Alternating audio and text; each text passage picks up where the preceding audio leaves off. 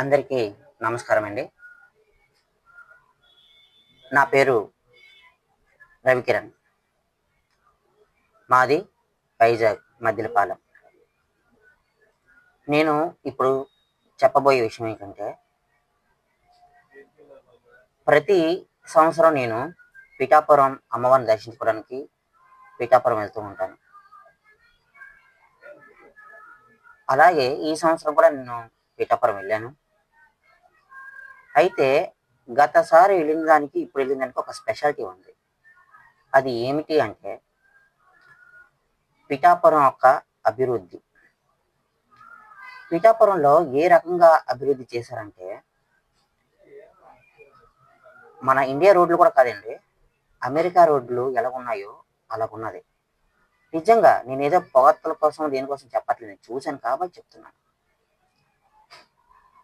ఇంకోటి, అక్కడ ప్రజానికానికి నేను కొంతమందిని ఎంక్వైరీ చేస్తే వాళ్ళు ఏమంటున్నారు తెలుసా?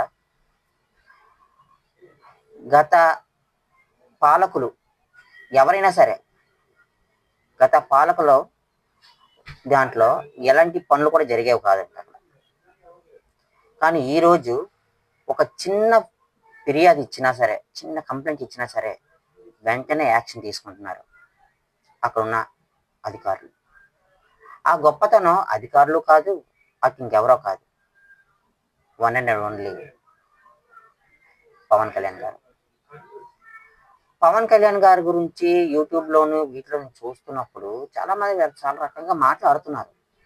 అయితే ఆయన పిఠాపురం అభివృద్ధి ఒక డిప్యూటీ సీఎంగా ఉన్నప్పుడే ఇలా చేస్తే, తర్వాత ఆయన సీఎం అయితే ఇంకెలా చేస్తారు అన్నట్టుగా ఉన్నది నాకు. ఎందుకంటే అక్కడ రోడ్లు ఒక గుంత లేదు, ఏది లేదు, ఒక సాఫీగా ఆ రోడ్లు కూడా చాలా వెడల్పు బాగా వచ్చాయి. చాలా రకంగా చూస్తే నాకే ఆశ్చర్యం వేసింది, ఏంటబ్బా ఇంత ఉందా అని. నిజంగా నమ్మలేకపోయాను. ఇప్పుడు నాకు అనిపించింది పవన్ కళ్యాణ్ గారు అంటే ఏంటి అని.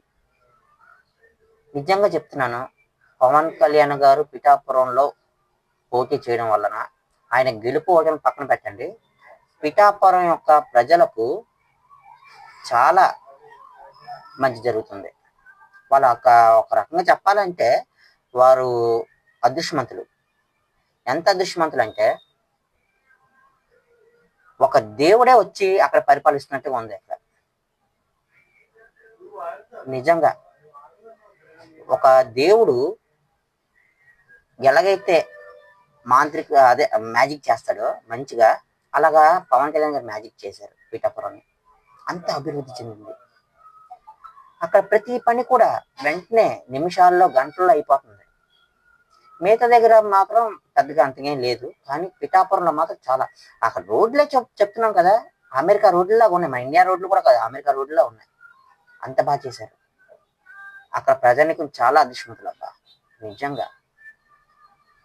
ఇంకో విషయం చెప్తున్నాను, పవన్ కళ్యాణ్ గారు అక్కడ చాలా మందిని అడిగితే కొంతమంది అయితే చెప్పారు ఆయన కనిపించట్లేదు ఇక్కడ.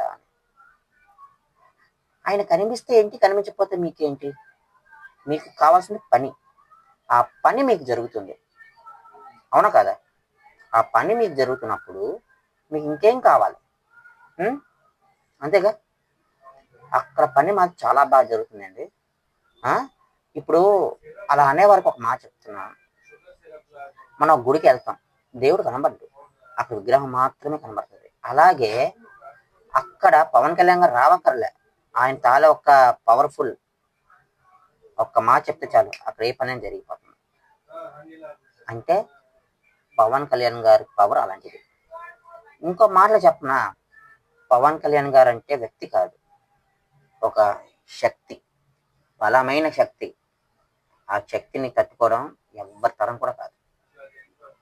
అలాంటి వ్యక్తి మీ పిఠాపురంలోనే, నిజంగా చెప్తున్నాం, మాకు ఎవరికి అభివృద్ధి లేదు సరిగ్గా, కానీ మీ పిఠాపురంలో రావడంతో మీరు చాలా అదృష్టవంతులయ్యారు. ఆయన గొప్పతనం ఏంటనేది మా అందరికీ తెలుస్తుంది. ఒక్కసారి ఆయన గొప్పతనం ఏంటి తెలియాలనుకుంటే పిఠాపురం వెళ్ళండి. పిఠాపురం చూస్తే మీకే అర్థమైపోతుంది. ఆయన యొక్క పవర్ఫుల్ ఎలా ఉంది అక్కడ. ఆయన పనులు కనబడుతున్నాయి కంటికి. మనం ఒకరిని అడగవసరం లేదు, కంటికి కనబడుతుంది. అంత చాలా బాగుంది. నేనేమో అనుకున్నాను, పవన్ కళ్యాణ్ గారు మీరు మీ నియోజకవర్గంలోనే కాదు, మా ఆంధ్ర రాష్ట్రం కూడా మీ చేతిలో పెట్టాం కాబట్టి మీరు మా ఆంధ్ర రాష్ట్రాన్ని అభివృద్ధి పరంగా నడిపిస్తారని మేము కోరుకుంటున్నామండి. మాకు మీ మీద నమ్మకం 100% వచ్చింది. చాలు మాకు. ఉంటాను. జై హింద్.